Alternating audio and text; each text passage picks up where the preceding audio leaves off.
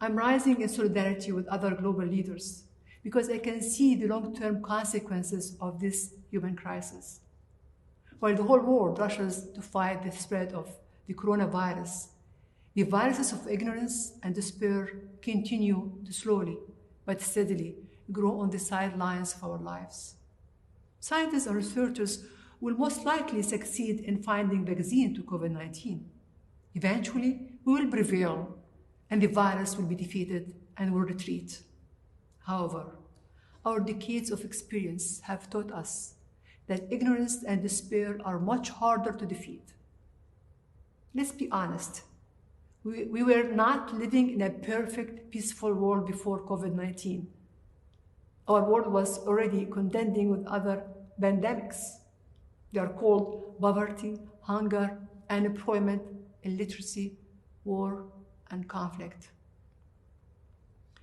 COVID-19 is exacerbating these current predicaments exponentially.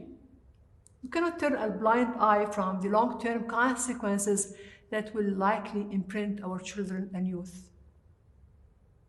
More than 90% of the world's enrolled children are currently out of school, many of which do not have access to online learning.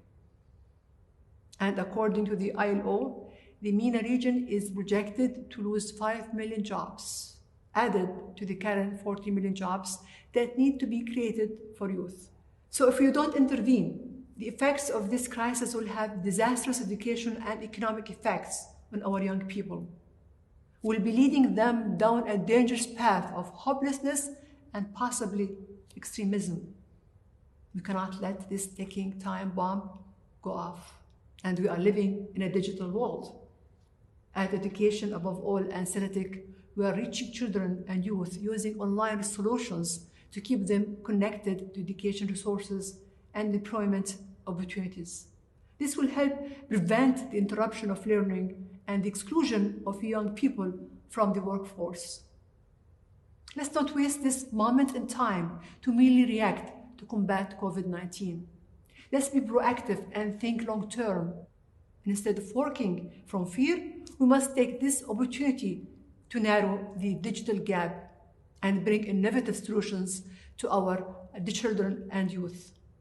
It's only when every human being is connected will our digital world be able to preserve our humanity.